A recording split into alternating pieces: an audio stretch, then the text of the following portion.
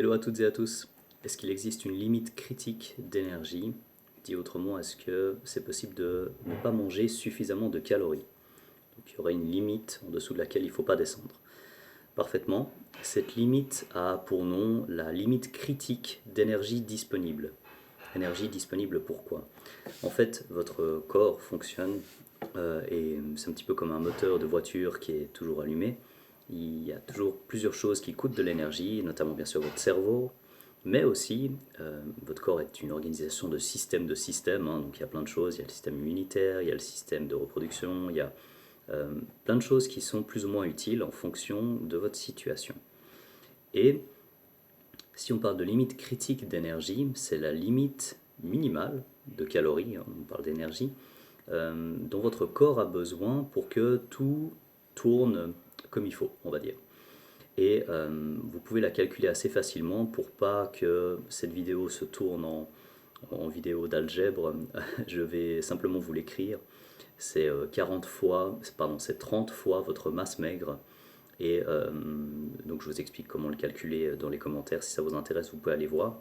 Mais si on prend quelqu'un de 50 kg par exemple, à 20% de masse grasse, ça veut dire que la personne aura 40 kg de masse maigre et sa limite critique d'énergie serait de 1200. Vous avez le calcul, hein, vous inquiétez pas si vous voulez retourner dessus.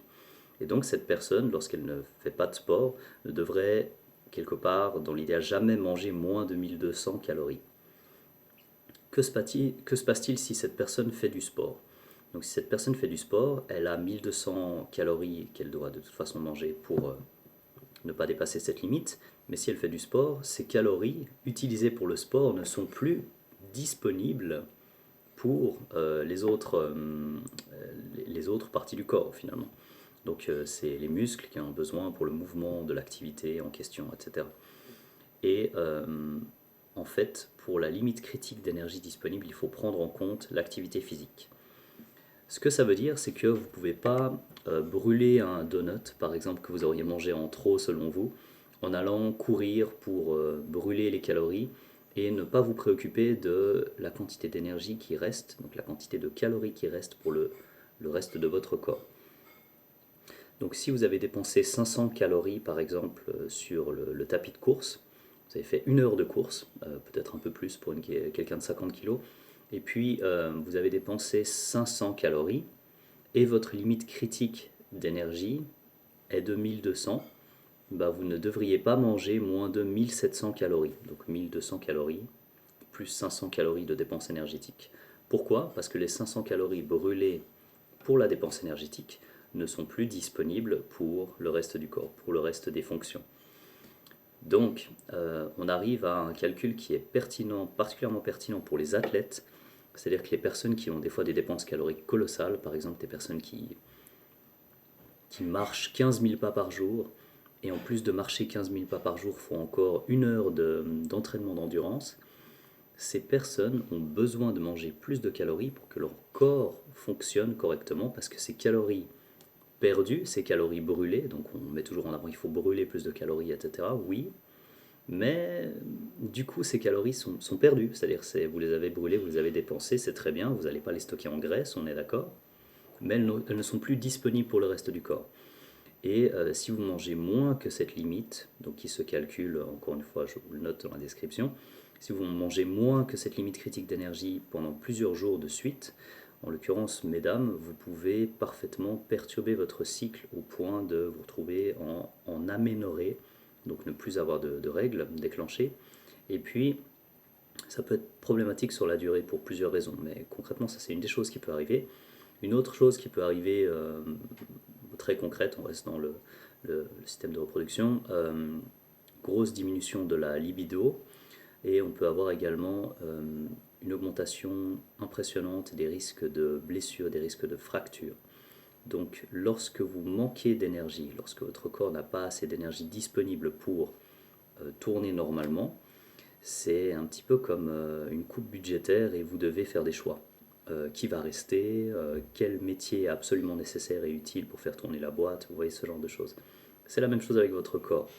Votre système immunitaire coûte de l'énergie, votre système de reproduction coûte de l'énergie, vos fonctions vitales coûtent bien évidemment de l'énergie. mais on fonctionne toujours en termes de priorité.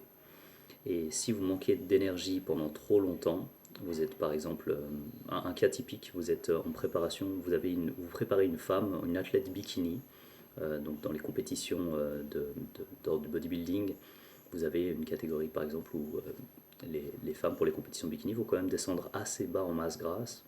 Et souvent, les stratégies sont on augmente le cardio et puis on diminue les calories. Et puis on va le plus loin possible, on y va, parce qu'il faut brûler cette graisse qui reste.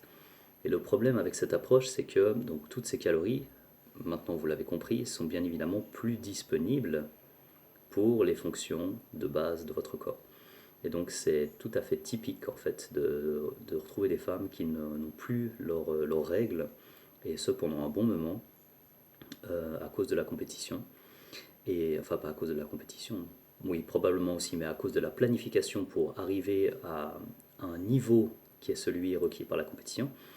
Et c'est difficile de relancer ça normalement. Et donc il faudrait à nouveau augmenter la disponibilité en énergie et faire en sorte que vous soyez en tout cas dans la phase post-compétition au-dessus le plus rapidement possible de cette limite critique d'énergie disponible. Donc si on reprend l'exemple de cette femme, on va dire qu'une femme est à 50 kg, 20% de masse grasse. Donc pour rappel, 20% de masse grasse pour une femme, c'est pas aussi gras que pour un homme, car au niveau sous-cutané, ce sera probablement l'équivalent d'un homme à peu près 12% de masse grasse. Donc si une femme est à 20%, elle est déjà assez athlétique, hein, même déjà carrément basse en masse grasse. Cette personne ne devrait pas manger moins de 1200 calories lorsqu'elle n'est pas physiquement active.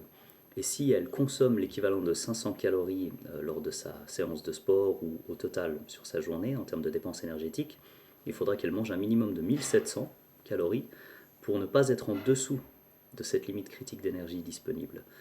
Donc, retenez qu'il y a un petit peu plus que calories in versus calories out. Donc, c'est pas juste les calories entrantes et les calories sortantes. Les calories ont un rôle en fait, parce que c'est pas des calories, c'est des nutriments. Donc, lorsque vous mangez des aliments, vous avez des nutriments, vous avez des vitamines, vous avez des minéraux, vous avez des macronutriments bien évidemment. Et la fonction n'est pas exactement pareille.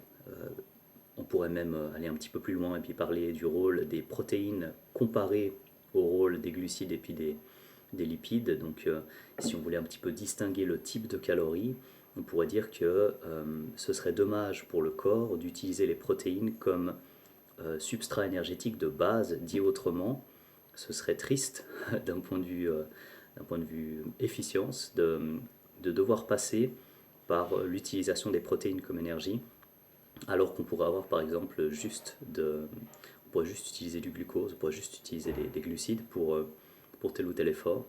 Et donc il y a un ordre de priorité en fait dans ce qu'on va utiliser, la manière dont on va l'utiliser. Donc oui, les calories comptent toujours, on n'est pas dans une autre loi cosmique, et puis sauf erreur, vous êtes un être humain sur la planète Terre, et donc les règles de la thermodynamique sont quand même valables. Non, je provoque un peu. Les calories, c'est pas facile de comprendre la totalité. Je suis loin de comprendre la totalité de ce qui se passe au niveau des calories. Mais en tout cas, c'est légèrement plus complexe que simplement les calories qui rentrent et les calories qui sortent. Parce que la manière dont vous allez utiliser ces calories, vous pouvez soit construire quelque chose, régénérer des tissus, etc. Soit vous pouvez la dépenser et l'utiliser sous forme de... finalement, c'est de l'énergie cinétique ou de l'énergie potentielle, on pourrait dire d'une certaine manière. Donc il y en a une qui pourrait être utilisée pour le mouvement et une qui pourrait être utilisée pour stocker de l'énergie. Donc voilà, retenez que la limite critique d'énergie disponible, c'est quelque chose de sérieux. Vous risquez d'avoir des soucis en termes de fractures, des soucis en termes de cycle menstruel. Et puis, c'est quelque chose qu'il faudrait généralement pas dépasser. Et je vous donne encore une fois le calcul avec les références qui vont avec. J'espère que ce sera une vidéo utile pour vous, et que pour les personnes qui ont malheureusement déjà eu des soucis lors de leur perte de graisse ou lors de régimes ou autre chose, par exemple les régimes détox avec très peu de calories, c'est tout à fait commun de passer en dessous de cette limite critique d'énergie disponible. Voilà, je vous souhaite une bonne semaine et j'espère que cette vidéo vous aura plu. Ciao!